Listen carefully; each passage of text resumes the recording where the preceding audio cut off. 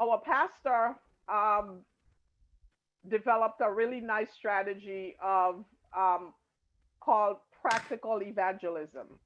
So his rationale is that we have to care for the whole person just like Jesus did. So the last few weeks, we had the health professionals. They were helping us with our physical health. And the last 3 nights, we have been helping you with your to increase your financial confidence in the area of home ownership. So tonight we are going to deal with fair housing laws. There's discrimination around us. You would hope after all these years it'll be um, non-existent, but it is pretty much prevalent, and we encounter it.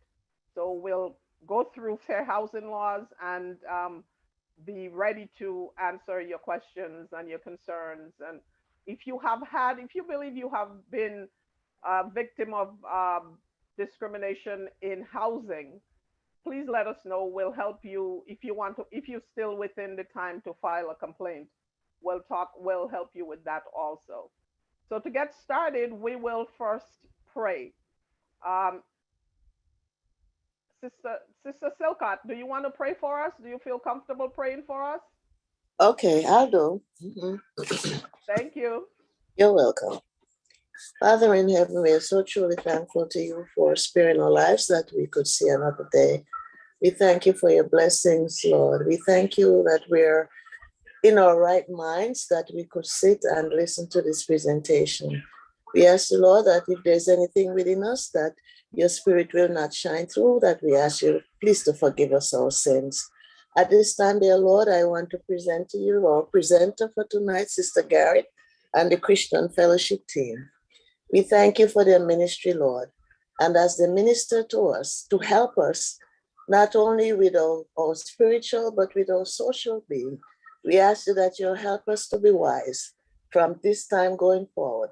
Bless their ministry again and help us to understand, we pray, in Jesus' name. Amen. Amen. Thank you, Sister Silcott. We also have a scripture reading that we've been using the last 2 nights. It is Luke 14:28, and it reads, "For which of you, intending to build a tower, does not sit down first and count the cost, whether you have enough to finish it?" And this is really the underpinning for what we do in the finance department of Christian Fellowship.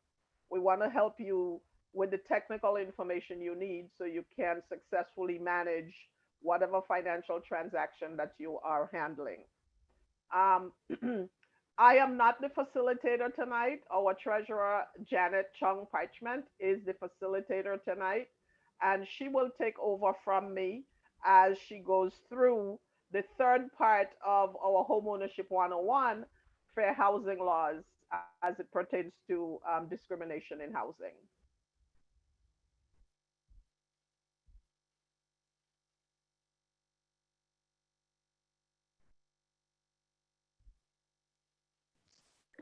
Hi, good evening, everyone. And I Good just want to evening. say welcome to our third session.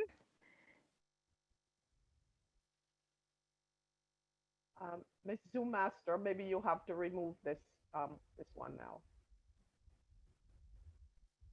Okay, so I'm sharing my screen right now.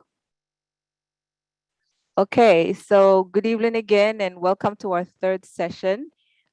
This evening, we're going to be talking about, as mentioned,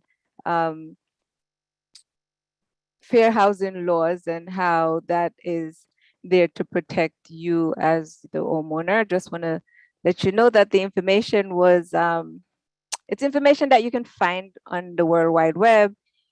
We just compile it together and put it in one space for you. Gracious to be a part of the finance team leading out by Denise Garrett. And again, my name is Janet.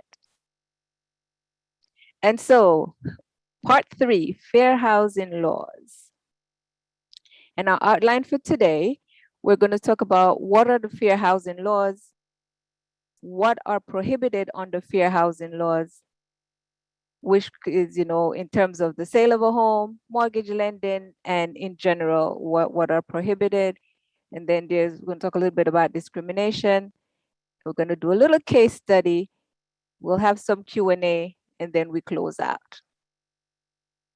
So a little bit of history about fair housing. And if we think about it from the beginning of, I want to say from the beginning of time, but for an extended period of time throughout American history, people have always had to struggle when it comes to getting equal access to safe and affordable housing. And in that case, you'd say discrimination has always been in between them and acquiring that house or getting that dream that they would want to see come to fruition. And so the fight for fair housing has been a long and contentious, if you want to use that word, struggle along the way. But time has shown that Dr. Martin Luther King, throughout his time, and that's going way back then, has been an advocate for fair housing. So it like I said, it's been long, and it's been taking a while. So yeah, the fight for affordable housing has been long and contentious. And he has retained the title as father of fair housing. And I just want to read a quote from him back in the days when he was fighting for equal rights so that people can have affordable housing. And it says, I guess this is in one of his speech. I think it was probably in Chicago or somewhere. Let me just move this down. It says, "We are here today because we are tired. We are tired of paying more for less. We are tired of living in rat-infested slums." Then the other part, segregation not only harms one physically, but injures one spiritually. It scars the soul. It is a system that forever stares the segregated in the face, saying, "You are less than, you are not equal to." I mean, that was many years ago, many years ago, but it is still valid today because if you think about it, we are paying more for less. Yeah. Can anybody identify with that the space that we pay for, especially now since they have that G word, gentrification, where people are coming from across the bridge, and that which we once able to afford, we're no longer able to afford it because it's just costing way too much. So the Fair Housing Act was signed into law on April 4, 1968, and that was like a week or so after Dr. King's assassination.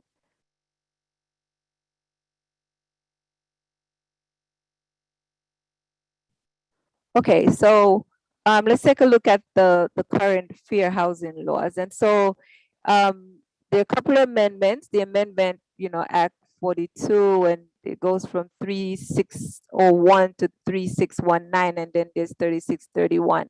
And these altogether makes it illegal for you to be discriminated against based on the following 7 protected characters. They cannot discriminate against you based on your race, based on your color, based on your national origin, your religion, your creed, sex or gender, your familial status, or disability or handicap. So those are the 7 basic characteristics under which the Fair Housing Act is established. And so let's take a look at them in a little bit more detail. So definition, what does it mean by race? So race refers to your family or your tribe or a group of people coming together with common ancestors. So for example, this example here says African Americans by a Caucasian apartment manager. So if you look like me and you try to get an apartment that the manager is Caucasian, and he tells you no for no other reason because you have everything match up. You have the money, you have the job, you have the credit, and then when you get there, he look at you and all of a sudden the apartment is not available. Then that could be, that could be it. Now, color refers to the skin. And there is discrimination, believe it or not. Um, there's some persons who are lighter than others, and there could be discrimination in that area too. This one says dark-skinned African Americans against, light skin, or the other way around. So anyway your skin color comes into play, then that too is um, that's what color is. And of course there's the white and black issue. Your national origin refers to the country in which the person was born, or from which the person's ancestors came. So for example, discrimination against a Puerto Rican person by a Mexican property owner, or it could be discrimination by an African American against somebody from the West Indies. And however, if the place of where you come from has anything to do with it, then that's what that would be. Or the Italian against the Irish, or however, whichever, as long as that comes in, then that's where national origin comes from. And then when we look at the religion, and that refers to all aspect of your religious belief or your religious observance or practice. And so, for example, discriminating against non-Catholic. So say you are Muslim, and the person who owns, or the manager, and based on your religion, they say, you can't be here. Then that's not allowed. That cannot happen, and that should not happen at all, at all. Okay, so let's look at the other one. Sex or gender. Now this one has gone wide off the deep end lately. There's lots of different sexes, but let's keep it narrow to male, female, so we don't get into muddy waters that I cannot define and get myself off the deep end. So we'll just keep it straight as to male, female. And this includes, there's gender identity and gender expression, but Janet doesn't know what they are, or she may be aware of it, but she doesn't want to say them because she don't want to get it wrong. So I think I'll just stick to what's on the paper and say gender identity and gender expression. And also include, but not limited to, pregnancy or childbirth, or conditions that are related to pregnancy and childbirth. So they can't discriminate against you because you're pregnant and you're about to give birth to a child. The gender expression, I guess there's a little bit of explanation here. So a person's gender related appearance and behavior, whether or not it's stereotypically associated with the person's assigned sex at birth, and that's the gender expression. So a man that dresses in a woman's clothing, I guess you have to say, if he says that's what he is, then that's what he is. You have to make sure you're saying the right thing. And the gender identity refers to one's internal, personal sense of being a man or a woman. Example of a gender identity is an individual with a birth assigned sex, male or female, but views himself as something else. So he born as a man, but he sees himself as a female. So that's his gender identity. So there's identity and then there's expression. And so there can be discrimination along those lines. Okay, now the familial status, it refers to a situation where there is one or more person under the age of 18 who reside with a parent or a legal guardian, or your cousin or something like that, but you're under 18, so you probably be considered a minor. And this also applies in the case of pregnancy, or for people who are in the process of gaining legal custody of persons under 18. So, for example, forcing families with children to live on the first floor or not renting to the individuals with young children, that they can't do. That's discrimination. Even though the kids may make a lot of noise, but you can't tell them that you cannot use that as a reason not to rent them, or and then this would apply in the case of maybe co-op or condos in the home buying process, because then that would limit you to the first floor. So that is not allowed in no way, shape, or form. And we continue with the disability or handicap, and it refers to both physical and mental disabilities. And this says not allowing a person that's disabled to have a service animal in his apartment. And we know that the disability or the handicap comes in all different shapes, form, because it could be that you can't walk, and it could be mental. It could be that you can't see, and it could be that you can't hear. Those are all different forms of disability, and so they have to make sure that you are not discriminated against based on any of those areas. Now, what are prohibited in the sale of housing, in the sale of a house? So refusing to sell you the house. And this is an interesting one, because you've gone through the process, you fill out the paperwork, you made it all the way through, your money is good, your credit is good, the bank is giving you the loan, and then they decide they don't want to sell you the house. Now that's not even allowed, but it does happen even in today's world. And it's interesting because I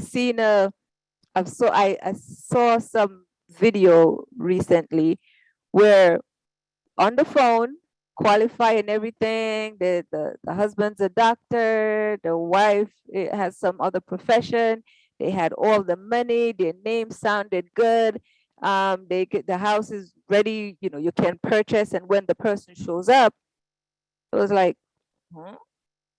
The house is no longer what do you mean the house is no longer for sale? Actually, I just got a note. He didn't get a text, didn't get anything, but as soon as he saw what the spouse looked like, the spouse was a trapped in African American man, and he was a doctor. It was like, no, the house is not for sale, you can't get it anymore. And so they can't do that. I mean, you could document that and they could lose their license, but you got to be, proactive in reporting it. So refusing to negotiate for housing, they have to do that, but you have to know what your rights are. And making housing available, denying the dwelling, which is, you're ready to buy, and then they say, no, you can't come in. Setting different terms, conditions, or privilege in the sale of the dwelling. And so now that they find out who you are, an Asian, you from the Orient, and they take one look at you and they're like, mm-mm. Actually, it was, good all along for everybody else, but as soon as you get there, that all the information you have on the paper in front of you, when you get to the desk and they see who you are, they're like, these are the terms and conditions, and those, it was changed right in front of you. And so we got to be careful and be mindful. And yes, it still happens today, and they are bold faced with it, but they can't afford to get away with it because most people don't report it, and they just keep on moving on to the other section. Blockbusting is persuading owners to sell property at a reduced rate because of fear that the neighborhood demographics may be changing. Now, this is again, all of these not supposed to happen, but I think I could use Canarsie. I mean, I have the numbers to back it up, but I could use Canarsie because that area has changed from a predominantly Caucasian neighborhood to where Africans, Caribbean people have moved in, and the seller, the real estate agent was like, yo, you got to hurry up and get out, take the highest price because these people are coming, and once they come, your property value is going to change. So you need to hurry up and get out. And the same is true too, where they would you see in the place for sale, or you call them up, and then they will just steer you to different neighborhoods, and they'll send you a bunch of rundown stuff that don't even make sense because you already qualify. And so they are actually denying you the process, the due process of having to see good housing. Denying access to membership in a facility related to the sale of housing, example MLS. And so on the multiple listing, there are all the houses are there, unless the private owners didn't give it to a realtor. So all the houses are there, and if you are not allowed to, and this would probably go for maybe some of the real estate brokers, you're not allowed to access the housing on the MLS, or they don't want to show you certain houses. But once it's out there and you qualify, then they should show it to you and not deny you access to it.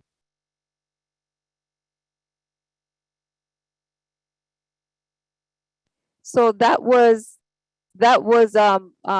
stuff, actions that are not allowed, that are prohibited for doing the sale of a house. Okay, so now we'll move on to actions that are prohibited in the mortgage lending. So refusing to make a mortgage loan. And again, if you have all your documents, all your ducks in a row, they if they do that, then and you have proof, of course. Refusing to provide information regarding loans. And so that's information that you should be able to get, whether you're black, yellow, white, orange, short, tall, whatever it is, that's information that should be readily available when you request the information. Imposing different terms or conditions on a loan, such as different interest rates, points, or fees. Now, this is really the ripoff. Um, Based on who you are, they charge you points.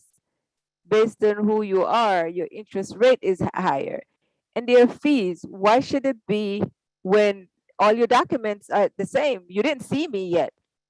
All you saw is my name, and my name can be a little bit on the outside there for you too. Which Chung and I show up, they ask me for extra ID all the time. And I'm like, okay, it's me. And I'll just pause for a second because I've been banking at this one particular bank for like 15 years. I've been seeing this guy at least twice a month. I see this teller in the bank. And then one day I went in there. I guess I wanted to make a withdrawal from my account. I didn't want to use the machine. All of a sudden he was like, is this you? I'm like, excuse me? I was like, well, we need extra ID. I'm like, here's my card and here's my ID. And after he finished, I went to find the manager because I figured other people were doing transactions and you weren't asking them for anything. But as soon as you look at me, and I've been seeing you all these years now, you asking me, and then he apologized. And every time I go in the bank after that, hi, Miss Chung, hi, Miss Chung. But like, it was a little too late for that. It was a definite discrimination at that point. Anyway, I just went off on the end just now. Discriminating in appraising the property.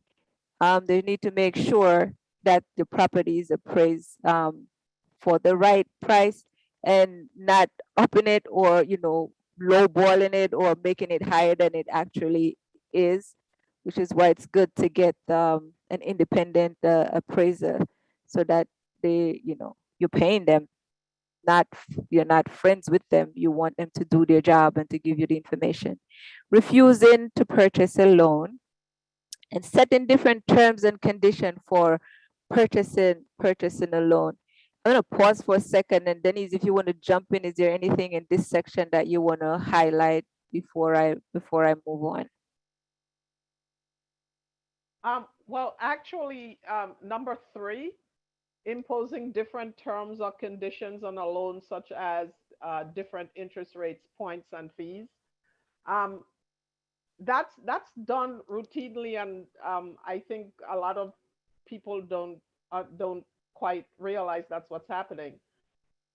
Depending on the area that you are trying to purchase in, if it's deemed an area that have probably negative, like a negative view, say like East New York, um, the loans tend to be a little more expensive in terms of the um, the rates, and maybe not the fees so much, but and points are usually added on for people who are wondering what points are. Points are actually a point. 1 point represent 1% of the loan, and it's actually a fee. It's kind of, they call it not appraisal. They call it I'll find the word later on because I Is that didn't the get to speak on origination? that. The origination fee. Thank you, Sister Benjamin. Yes, origination fee. Those are points. Now, those are not, many times they're not necessary. If you have great credit and you put in down a nice sizable down payment, points are not necessary. So whenever a banker quotes you points to get a rate, you want to find out why, and it should be to buy the rate down and not just because you purchase it in a certain area. And buying the rate down means that the point should actually reduce the interest rate you'll finally get when the property is financed. So unless points are used to buy the rate down, it's usually discriminatory.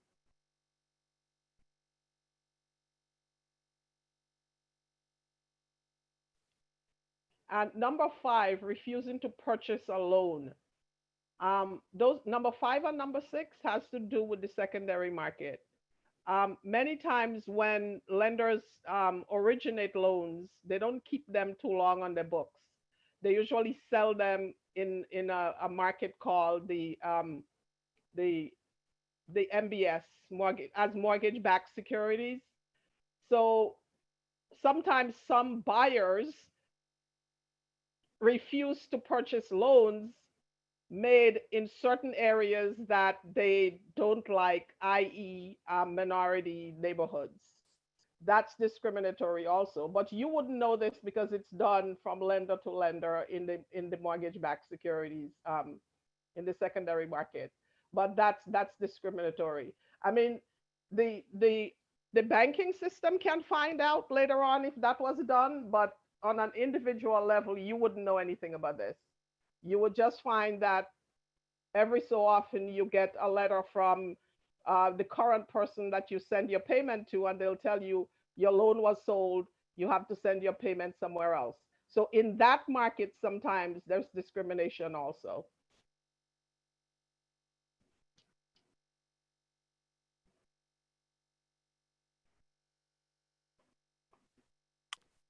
Okay, continuing on. And so we're just going to quickly go over in general what is prohibited. So threat,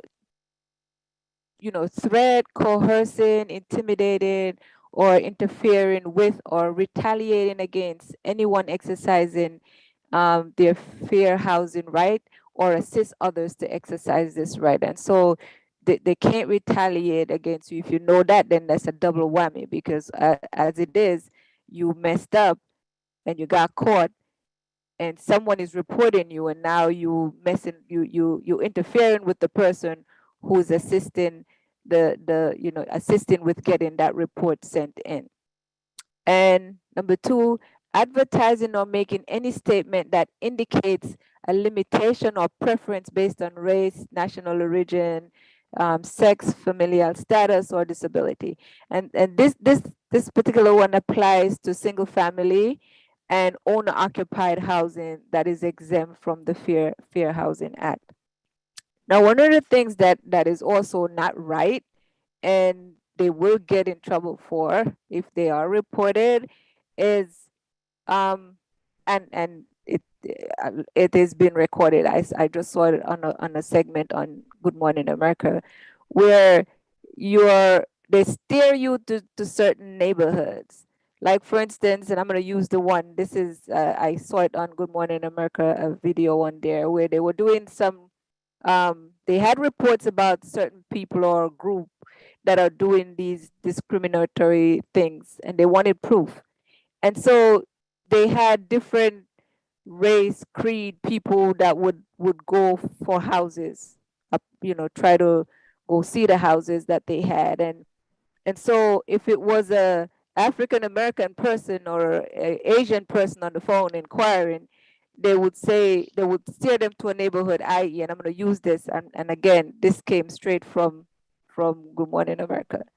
So this lady on the phone was like, okay, oh, it's awesome. When I get a new buyer and a new listing in Brentwood, it is great. It's a wonderful neighborhood, and blah blah blah. She went on and on and on. That was with one buyer. The next, proposed buyer call up and ready to looking for a house, and they mentioned Brentwood, but um, if you're looking in that neighborhood, you may want to be mindful of the gang violence in that particular area. Now, when I heard that, I'm like, wait a second.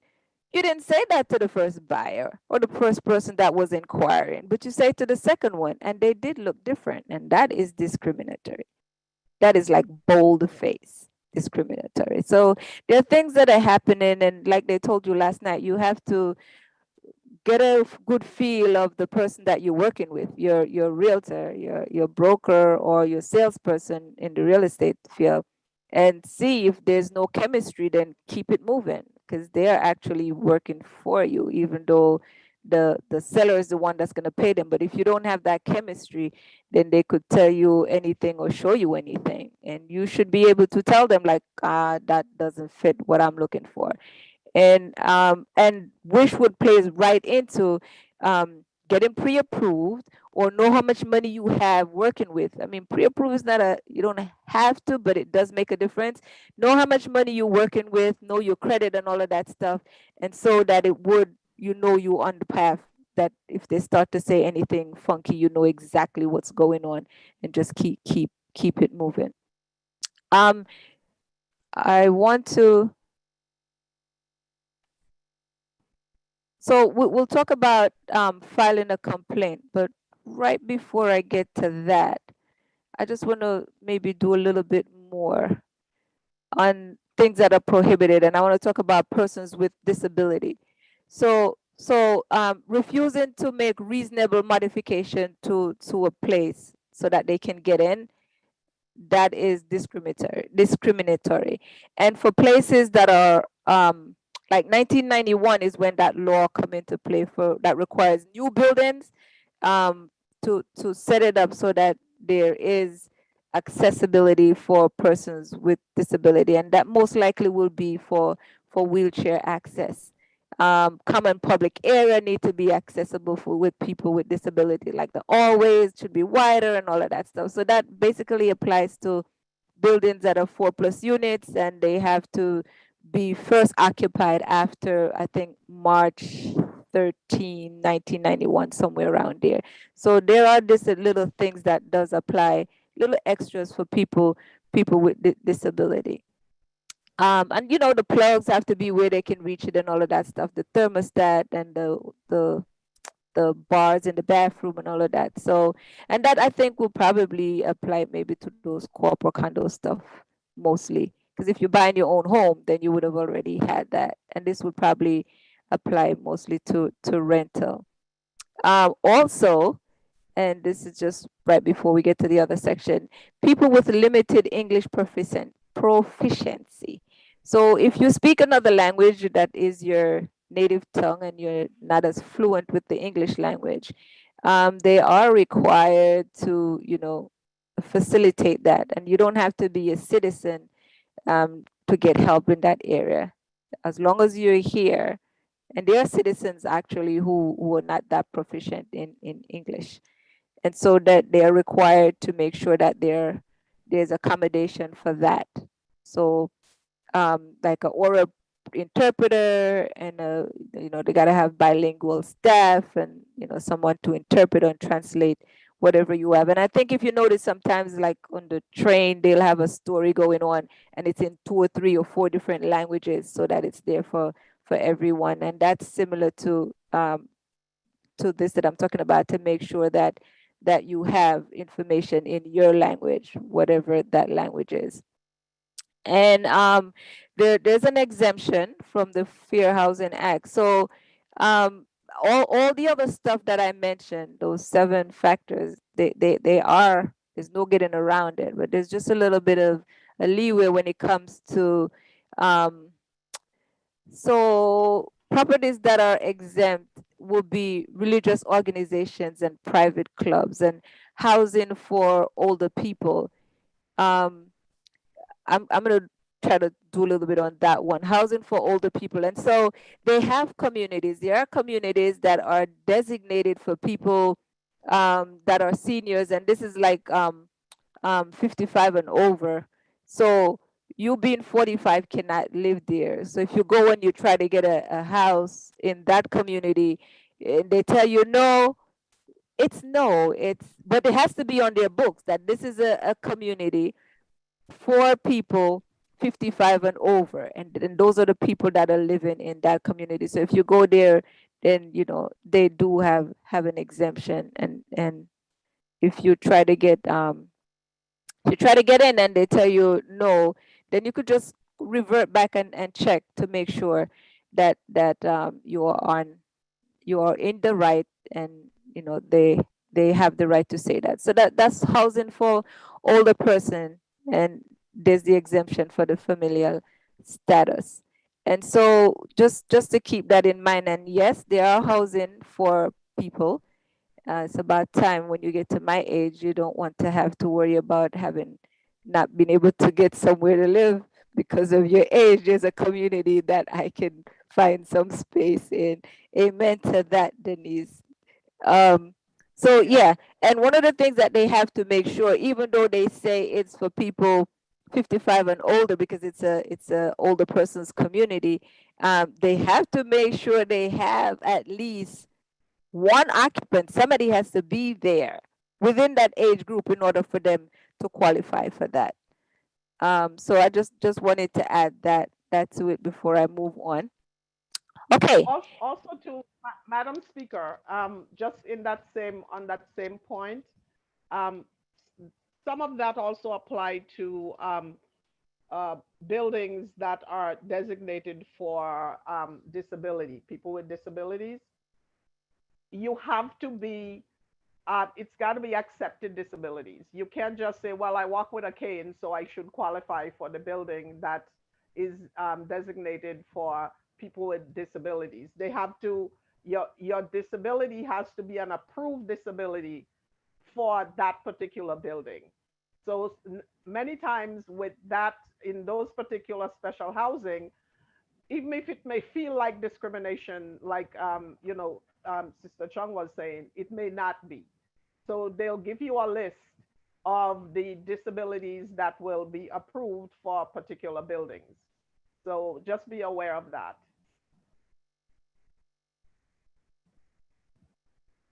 Okay. So U.S. Department of Housing and Urban Development, that's HUD, information about filing a complaint. So if you think you have been um, discriminated against, and you want to file a complaint, so here are the steps. If you believe your rights may have been violated, we encourage you to submit a complaint. One, because there is a time limit on when you can file your complaint with HUD after the alleged violation, and you must submit it as soon as possible. And when submitting the claim, you must provide as much information as possible. And this includes your name, your address, the name and address of the person or the organization that you're filing the complaint against, the address or other identification of the housing or program involved in the discrimination that you complaint that you're filing, and a short description of the event that caused you to believe that your rights were violated. And you need to put the date of the alleged violation. So you need to make sure you do it within the time frame, and these specific information is included in the claim that you're going to file. Denise, you want to hit it here or you want to do it on my next slide? Well, actually, in filing the complaint, there's a specific form. It's the HUD form 903. And it tells you exactly the kind of information that they want you to put into the complaint. So it's more targeted and they can have a clearer case of discrimination. So, along with what was discussed here, um, they'll ask you things, they will ask you pointed questions like what happened? How did it happen? Why it happened? Who happened, who was the perpetrator, where it happened, and when. The time also is very, very important. Try to file as soon as possible, because the earlier you file is the faster it'll be resolved. I don't remember the time frame for filing. It's a short period. Not that if you file late, they're not going to bother with it, but it's best always to file these things as quickly as it happens. They prefer that. And that's HUD Form 903.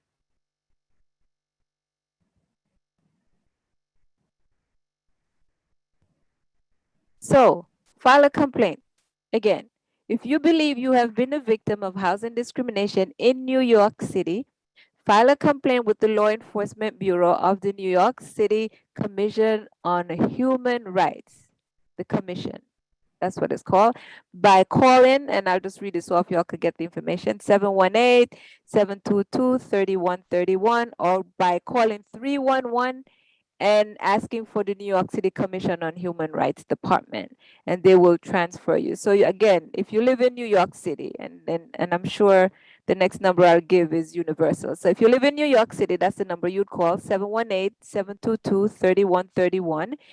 Or if you just dial 311 and tell them what are you looking for, you're looking for the Commission on Human Rights, that where you could file your complaint. Now, the HUD number, a toll-free number for HUD, is 1-800-669-9797, 1-800-669-9777, sorry. That's a toll-free number. And then there is, for people with the hearing and the seeing disability, that special telephone. It's 800-927-9275. That's the TTY number. 800-927-9275. If you want to take a screenshot of this file so you can have those numbers, or you could just, again, you could find all of this information online. Okay, I have the time frame. It's within a year. You have to file a discrimination complaint within 1 year. However, the earlier you file it within that year is always better, but you have a 1 year window to file.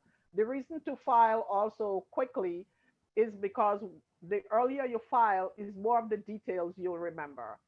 So the longer you wait to file, some things get lost in translation. So file as quickly as possible. Thank you. I think now we're going to do a case study. And this is where you get to participate, and then later on you can ask your question. So we'll do a case study now, Denise, if you're ready. Oh, I'm doing the case study. Okay. So try to figure out what that particular case, what type of discrimination happened here. Pause 1 second, please. So at this time, we need active participation, and we want you to put in the chat. We did a bunch of discrimination, and I'm going to move the slide back on the screen so you can see it. She's going to describe tell you this case study, and you're going to identify which of these 7 rights were violated. Thank you. Go ahead, Denise. okay, so this young lady is trying to buy a unit in a co-op, in a cooperative development, and she knew that that they had apartments available because she was working with someone there. And when she had to, with co-ops also, you usually have to be vetted by the cooperative board. And when she went in at first, she saw one person. They told her, "Oh, you'll be fine. Everything that they look at, you pass the criteria for what they're looking for." And so she had a follow-up appointment. When she went in the second time, she met with a different person from the first one that she went to. And that person, and it may, well, I'll let you decide what kind of discrimination it was. but they actually started talking about the noise level in the neighborhood, and there are gunshots at night, and you know, even if it's a building, the building is not so secure, and it's, I mean, a lot of negative things came up. And she was surprised because when she first met with the other person, it seemed like it was a really nice place to be. And so this other person that she met, when she left, she felt that person was trying to discourage her from actually purchasing in that building. Now, she did have a handicap in the sense that she walked with a cane, and she also had a puppy, a dog. And she asked at the very first appointment whether or not pets were allowed, and they told her yes. And so she felt that well, I'll let you decide what kind of discrimination that was. Who wants to Okay, take so that while on? you think about it, um, you could put it in the chat, or you could, I guess we have time. I don't know if we have time to take a hand or two. Yeah, we could take a hand or two, or you could put it in the chat. So we'll give you another minute to think about it.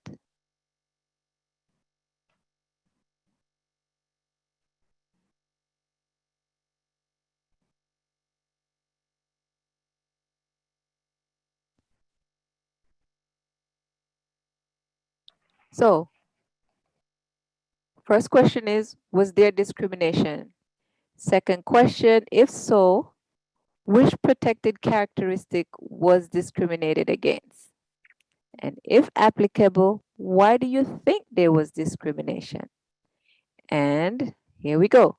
What recourse does the consumer have? So those are 4 questions that we plop in there for you to answer.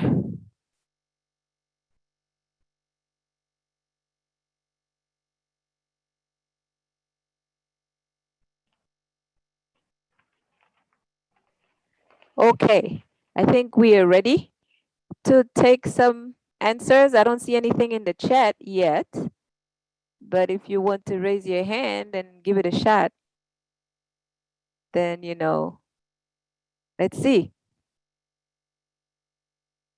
Who's going to be bold? Was there discrimination? Any takers? Oh, we very quiet. No takers. Oh, wow. Should I take it there was no Well, discrimination? Oh, I see the chat. Something pop up right here. Nope. it's just direction. Oh, okay, okay. All right, Denise, there are no takers. Andre, was Oh, there discrimination? No. Sorry, don't know if you can hear me, but there's secretly always discrimination. Um, Based on the conversation, I don't know if you guys can hear me. Based on the conversation, my general thought would be you can. So based on the conversation, I would think that there was initially something about like race, because if she looked like she met the requirements when somebody was there, but that wasn't evidenced by anything else that you said.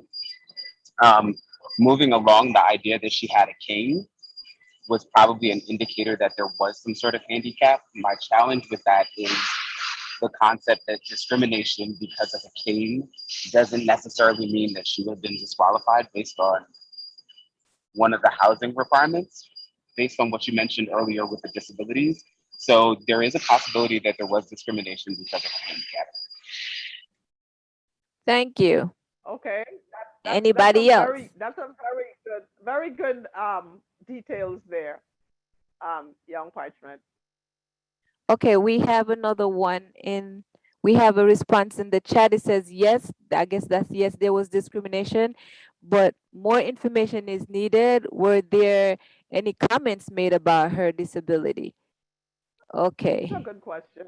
that's a No, good no question. comments were made. No No comments were comments were made made. about her disability. But if you The remember, family. also she had a puppy. And that too could have been a part of it because the puppy is a part of her family. I think that would come under the Yes. familial discrimination. Also, she was told that it was not a problem on her first contact. She did ask if the puppy is an issue, and she was told no. So, and this person writes, more information is needed. I agree. She did not Okay. feel welcome. She did not feel welcome because she was getting mixed messages, and she believed that the combination cane and puppy may be the reason why she was being discouraged. Also, too, the building was designed for people with handicap. They had the whatever they needed, the ramps, and there was an elevator and things like that. So she believes that she was being steered away from that building by the second person that she met, and she walked away and continued to look at other places because she felt she was not um, she felt for some reason that she was not being welcome into that building.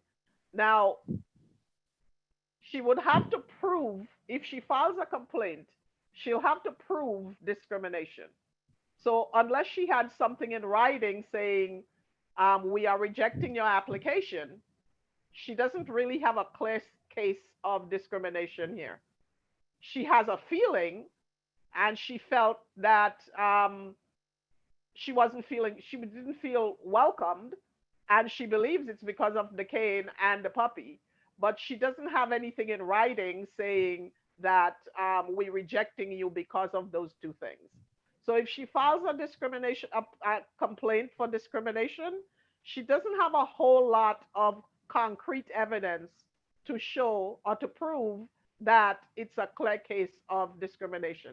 So that's what they're talking about when you file that HUD Form 903. They want hard and fast evidence of discrimination. So sometimes you have to go through the process. What she should have done was still apply and see whether or not they were going to reject her. But she didn't do that. She just walked away, and she continued to look at other places. So this was not a clear case of discrimination. Well, maybe it was, but there wasn't enough to prove that it's discrimination. So Would in she have S, been able to, go ahead, someone asked a question. in Would the she chat. have been able to speak? Yeah. Would she have been able to speak to other tenants regarding the safety in the community and also the ownership of a pet? If she had, that's a good question, actually. If she had continued in the process and continued to file the application and go through the entire process, she would have had more evidence. If they rejected her, they would have had to give her evidence. They would have had to give her reasons for why she was rejected. Now, they also know the fair housing laws. So many times the reasons they give you for turning you down, for rejecting you, is not, they make sure it's not going to run afoul of those laws.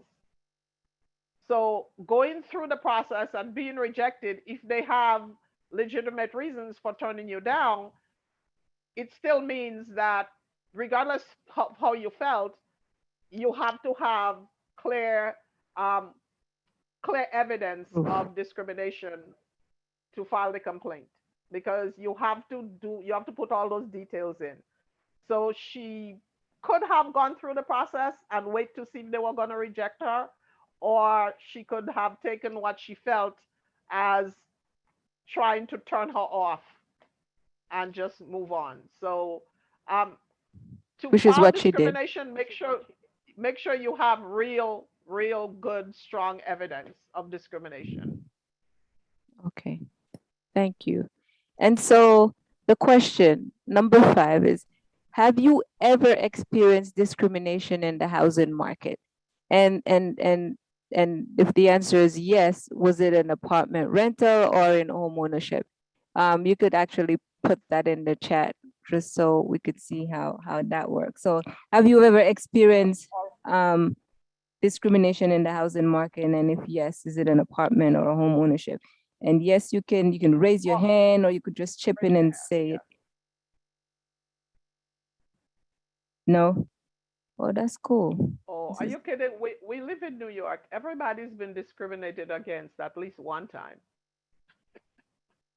You know, it's interesting because when I was looking for my first apartment, right?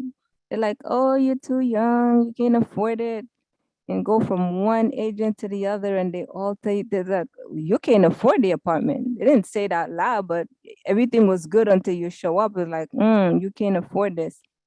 And so I took my then, was it boyfriend? Yeah, I took my then boyfriend with me, right? So he was like really Oh, tall, Archie. like a tall All guy. right. Those are those kids' father. Took him with me, and all of a sudden, the apartment that I couldn't get, I could get it now, because now there's a tall man standing next to me that they figure you can afford it. He wasn't paying for the apartment. I was the one paying for the apartment. So yeah, they do have different forms of discrimination. I Yeah. later married a guy, but I guess I did need him at that point to help me to get an apartment. So yes, they do have discrimination, and it could be based on Yes. how you look, and all the factors did come in. It was the race, the sex, all of that stuff did come in, because I had money. I was working, I saved up my money, and I could afford the apartment, but they wouldn't rent it to me. So you live in New York City, yeah, they find ways to discriminate against you. Or all of a sudden the apartment was available, and as soon as you got there, it got rented. What? But they do that. But now I didn't even know you could do all of this stuff, that you could file a complaint about these people being unfair in their practices. So these are some tools, gems that you could add to your toolbox. So when you get to the point of looking for housing, be it buying an apartment or getting a house, then you can be aware. We have a hand up. Andre, go ahead and unmute yourself. Andre. I think he said he's having a problem being Oh, able it to says. unmute. Janella may have to unmute him. Oh, there you go. Okay, go ahead. You're unmuted. Thanks.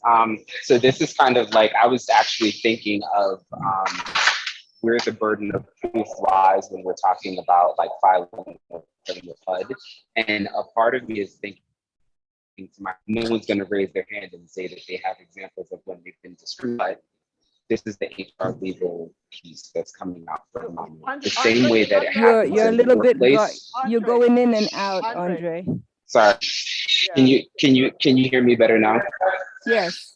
So the point that I was trying to make is discrimination is not always as blatant as we think it is. Typically, think about your standard workplace issues where they seem like they're subtle, they're a lot more discreet. Your manager didn't formally say something to you that was blatantly like, hey, it's because you're Black, but they've said things that are along the lines of microaggressions, lead up to something that's a bigger discrimination conversation. Similarly, things like that happen in the housing market. And I guess I'll speak on my experience. It's happened to me, not just in New York, but I was actually in Virginia before I moved breaking back. up again. Stay put. You're breaking up again. Sorry, can you hear me now? Yeah. Much Yeah, better. so I was Stay just right saying there. that it actually happened not just in New York, but it's happened to me in New Jersey, and it's happened in Virginia as well. And one of the things that you have to, I guess, be a little bit more attentive to is the language that people are using. Denise, to the point that you made earlier, no one's going to formally give you enough reason for you to sue them. However, people will say things that. Okay, you're gone. We lost you completely. We lost you completely. Okay, I think But we I'll take lost up for him, you but later. He's back. basically, I guess he has had a good experience in a couple of states where discrimination was very blatant. Probably didn't know that you could go ahead and file some complaints. Thank you for sharing, Andre. Um, A question, there's a question, Sister Chan.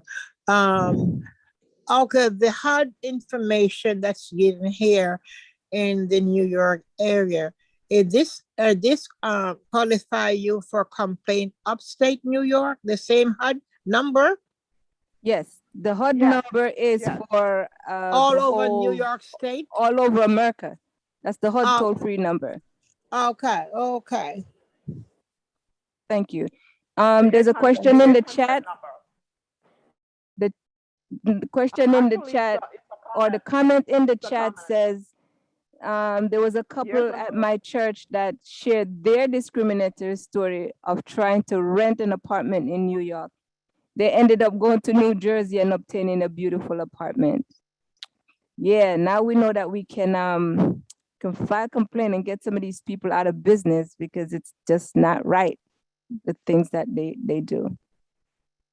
Well, Okay. that's why we do this, because there are a lot of people people are discriminated against, but without actually realizing that there's recourse, that you can do something about it. And also to try to get things in writing, get them to actually reject you, and once they reject you, ask them to give you in writing the reasons why you were rejected. That's a really good way to have hard and fast evidence if you're going to file a complaint. And also to, most of these places have application forms. So get the application forms first and go over the application, see what the requirements are. Make sure that you can satisfy all of the requirements, and then file the application. Once you get rejected, make sure you get in writing the reasons why you were rejected. But Andre is right about the other little microaggressions. Sometimes, like with the girl I talked about earlier, she just gets somebody to kind of make her feel unwelcome.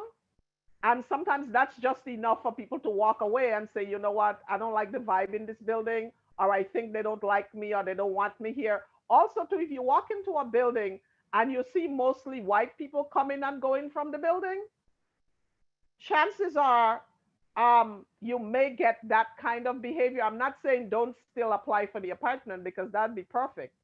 Still apply and see if you'll get a rejection and get the reasons for the rejection. But know that you have these rights, so you could get to live where you want to and not be turned away by these things, because you have recourse. You could file a complaint, and nobody wants the government to come down on them when it comes to discrimination, because they get big fines and they get a bad reputation for the building, which would mean that they lose money.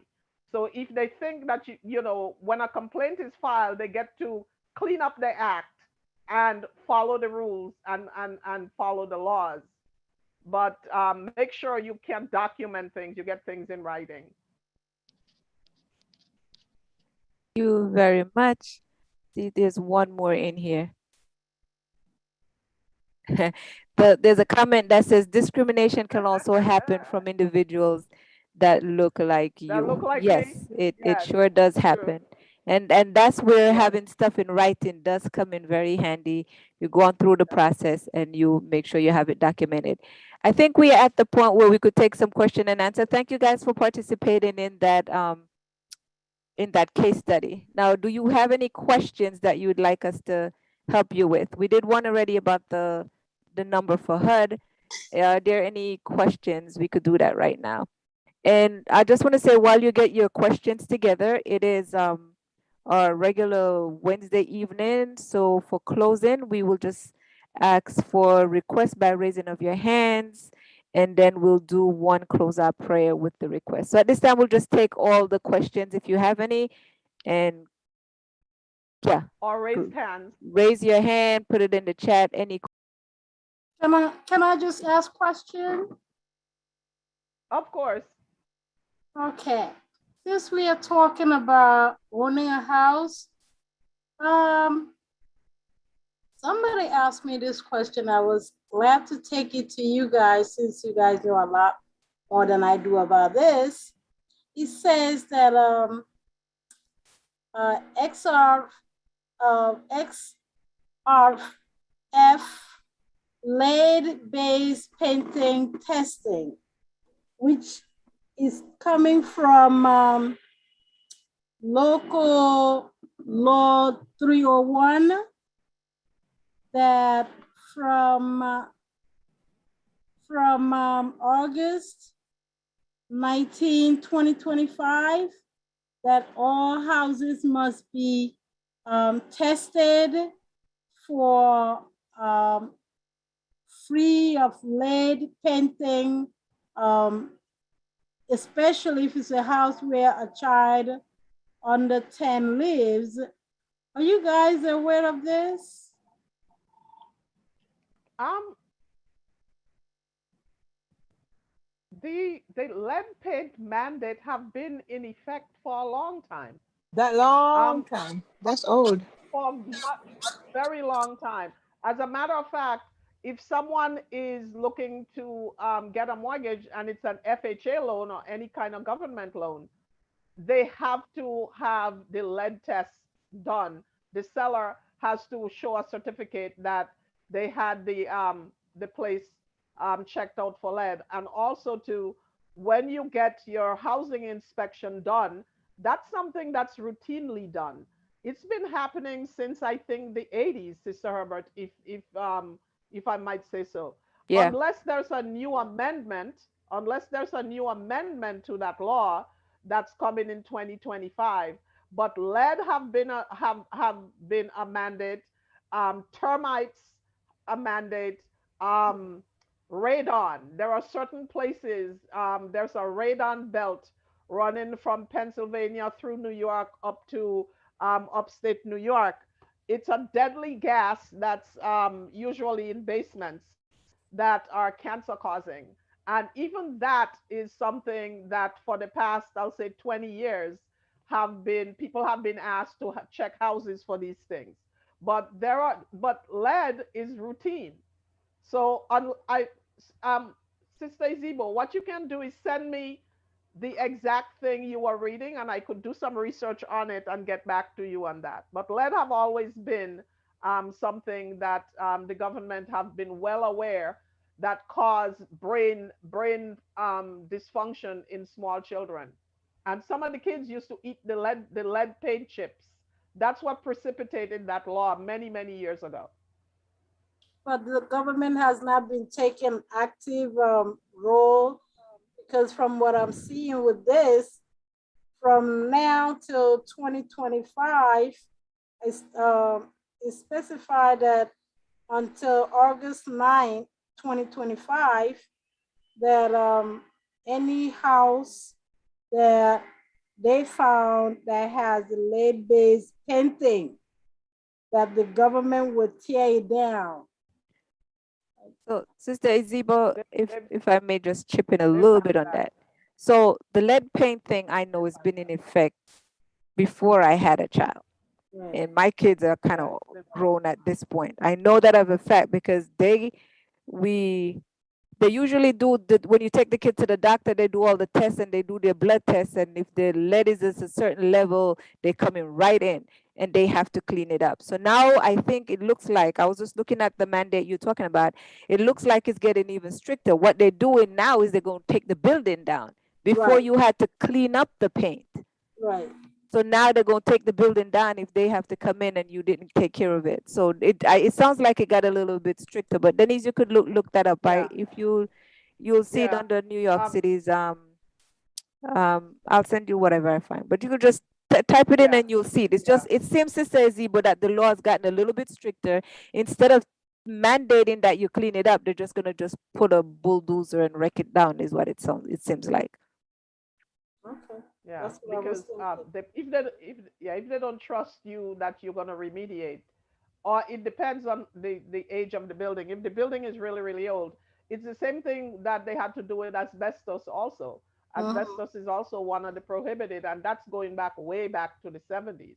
Mm-hmm. So the fact that by 2025, if you don't comply with the remediation of the lead paints, then at that point they'll No pull the building recourse. down. And I mean, that's a bully tactic to make sure that you comply. I mean, that's good. Yes, that's what I thought. Well, you got to also That's consider the good. children too that are living there. But if you have gotten a note that your place have lead, you need to take care of it. So Denise, you could, I guess, further research that, and if you want to bring back word on that, then that would be awesome. Um, Oh no, I'll look into it. okay, Yeah. there's a resource in here. So if you have anything specific with regards to, I guess, the lead, you could call 311 and ask for resources regarding your specific questions along that line, and then you'll be transferred to the Healthy Home program. So then there, if you have questions with regard to lead, you could do that. And I must say, just a little plug for 311. When you dial that 311 number, there is a wealth of information that you could get by dialing 311. Just call them up and tell them what you're looking for, and the operator will be able to direct you to the place that you need to be. I'm going to ask Yeah. one more time. Do we have any other questions? Any hands raised? Did I miss a hand? Let me just scroll down. If not, Sister Chang, yes, before you go, I have two prayer requests. we go into that right now. Hang on 1 second. We head into Okay, that because directly. I don't know what happened because I can hardly get on. They keep blocked from coming on. That's why you have not heard me much tonight because I've been blocked. So I Okay. don't know why. So I'll give you the request right now before I'm blocked again.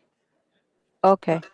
Okay, Pastor Lawrence is traveling to Jamaica on Friday morning and he's requesting prayer. And Damaris Ologondia is requesting prayer. She have some health challenge that he's facing right now, and she's requesting prayer. Thank Okay. you. Okay. All right. If we have no further questions, we are going to currently landlords are given the opportunity to safely remove the lead paint, and if the landlord does not remove the paint in a safe manner, the government will do the work and then charge them a hefty sum for it. Yeah. So, and this is just a side, if any one of us on the line currently are homeowners, landlords, just make sure you're up to code with your property so that you don't fall into this trap that seems right there. Okay, if there are no more questions, I just want to say thank you very much for your active participation. And right here we have, if you want to contact the finance department, we have an email address for you. You may want to take a screenshot. It's Christian Fellowship, our name. So Christian Fellowship Finance 22 at gmail.com. So email address, if you want to ask any questions or, follow up with us, it's Christian Fellowship Finance 22 at gmail.com. And we'll be happy, well, Denise will be happy to get back to you with regards to your questions. And again, I just want to say thank you very much